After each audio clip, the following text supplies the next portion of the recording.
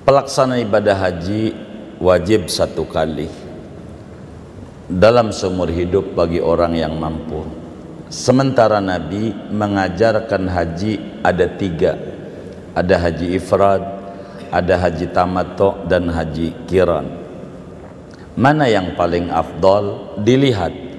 Kalau kita gelombang dua bagi orang Indonesia, maka ifrad saja, karena mendekati daripada wukuf di Arafah.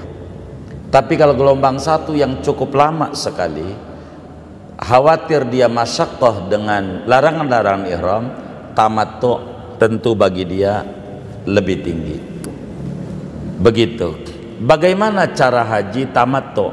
Sebagaimana penjelasan sebelumnya dijelaskan, kalau ifrad haji dulu baru umroh, kalau tamattu umroh dulu baru haji. Bagaimana gambarannya? Gambarannya begini kalau haji tamattu. Mau gelombang satu mau gelombang dua sama aja. Kalau gelombang satu bagi orang Indonesia ini ada dua gelombang masalahnya, berarti Madinah dulu. Bagi gelombang satu kalau mau haji tamattu, setelah rapih dia dari Madinah, ziarah-ziarah ke Rasul dan seterusnya dengan adab ziarah yang ada, maka kemudian dia mandi di hotel, mandi mau ihram. Setelah mandi dia pakai kain ihram. Setelah pakai kain ihram dia naik bis berangkat menuju Bir Ali, kurang lebih 10 kilo dari area Masjid Nabawi menuju Bir Ali. Maka di Bir Ali dia sholat sunnah ihram, bila tidak sesudah sholat asar, bila tidak sesudah sholat subuh. Begitu. Setelah sholat sunnah ihram di Masjid Bir Ali, keluar dari masjid dia niat ihram umrah, nawaitul umrata wa haramtu biha lillahi ta'ala labbaik Allahumma bi umratin. Aku niat umrah dan berihram umrah karena Allah Ta'ala, aku memenuhi panggilanmu ya Allah untuk melaksanakan ibadah umrah. Dengan dia niat, larangan ihram yang ada 7 berlaku pada dirinya. Sampai kapan? Sampai cukur. Sehingga sesudah niat, kerjaan dia talbiyah. Dari bis kurang lebih dari Madinah menuju Mekah 470 kilo atau 500 kilo, 6 jam. Nyampe Mekah, nyampe hotel, dia kemudian masuk hotel dulu, rapih dia penataan hotel, dia harus jaga tuh larangan-larangan ihram, sabun segala macam. Dia menuju Masjidil Haram, masuk masjid, lalu kemudian ngelihat Ka'bah, dia doa ngelihat Ka'bah, dekat Ka'bah dia doa, mulai siap-siap dia umroh, tawaf umroh namanya. Lurus dengan Hajar Aswad, dia pasang dia, jangan sampai tidak, dari situ mulai setar dia tawaf, rapilah dia 7 putaran. Daripada tawaf itu, selesai itu dia sholat sunnah tawaf. Setelah sholat sunnah tawaf, terlepas bahwa di Maqam Ibrahim dan seterusnya itu mana yang dia bisa, maka kemudian dia minum zam-zam, lalu dia sa'i. Dia sa'i di Bukit Sofa Marwa, Sofa Marwa, terakhir di Marwa. Selesai daripada udah 7 terakhir di Marwa, dia cukur. Selesai cukur, habis rangkaian dia umroh. Habis ini pakai baju biasa. Pakai baju biasa. Ngapain? Inilah disebut tamattu. Kata orang Jawa, tangi mangan turu. Tamattu, tangi mangan turu. Makan tidur kerjaannya sambil nungguin musim haji. Tanggal 8 Dzulhijjah mulailah dia dari hotel itu, dia siap-siap mau haji. Antara dia habis umroh sebelum haji ini waktu banyak. Apa yang dilakukan? Itu banyak. Bisa umroh lagi, bisa tawaf sunat dan seterusnya, masih banyak. Setelah tanggal 8 Dzulhijjah mulailah dia mandi lagi, mandi ihram haji dengan bersihin kuku segala macam, rambut digunting-guntingin. Lah tanggal 8. Setelah itu dia sholat sunnah ihram di hotel.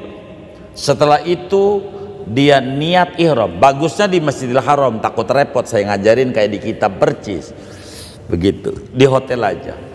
Setelah niat ihram, nawaitul hajja wa ahramtu billahi ta'ala, selesai dia ihram, dia naik bis, talbiyah, mulai lagi dia talbiyah haji menuju Arafah. Sebetulnya yang bagus menuju Mina, tapi nggak bisa mengikuti pemerintah yang ada ini.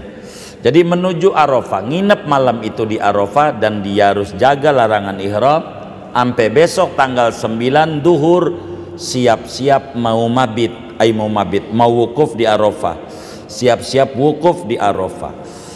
Maka dia mandi dulu di Arafah, mandi wukuf. Habis mandi ketemu dohor, maka kemudian dia sholat qobliyah dohor, lalu kemudian sholat dohor dan asar di jamak doang, jangan qasar, karena dari Mekah ke Arafah cuma 25 kilo, nggak nyampe 90. Maka jamak aja dohor 4, habis dohor 4 bangun lagi qomat, sholat asar 4, mulai dia zikir wukuf.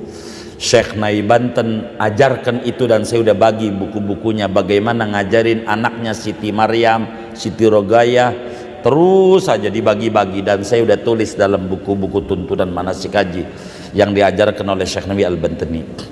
Setelah dia rapi wukuf, ketemu malam maghrib jangan sholat, jamaah takhir kalau bisa di Muzdalifah. Kalau nggak memungkinkan berarti maghrib 3 Isya 4 jamaah aja. Tapi kalau bisa di Muzdalifah, maka dia maghrib siap-siap naik bis menuju Muzdalifah, turun di Muzdalifah, ngambil batu sambil duduk di situ dan doa-doa tentu di situ di Muzdalifah, ngambil batu 7 atau langsung 70, begitu tuh. Udah begitu di mabit di Muzdalifah, pagi di Muzdalifah ini sholat maghrib 3 rakaat, isya 4 rakaat, jamaah tahir, itulah yang Nabi lakukan. Dan sholat subuh di Muzdalifah, itu Nabi.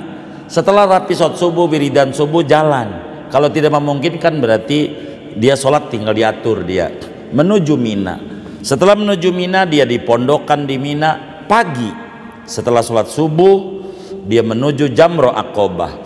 Habis Jamroh Aqobah, dia, ini kalau cara Nabi, habis Jamroh Aqobah, kemudian lontar jamroh yang di ujung Mina, maka kemudian 7 doang, begitu. Habis itu cukur. Habis cukur selesai, namanya tahallul awal. Talbiyah habis, ganti takbiran Idul Adha. Setelah cukur menuju Mekah, tawaf ifadah. Habis tawaf ifadah lalu sa'i. Habis sa'i balik lagi ke Mina. Kalau Nabi begitu tuh, begitu. Dohor di Mina untuk menuju mabit di Mina. Besok tanggal 11 ula wusta Aqobah ba'da zuhur, boleh kaul doifnya habis terbit fajar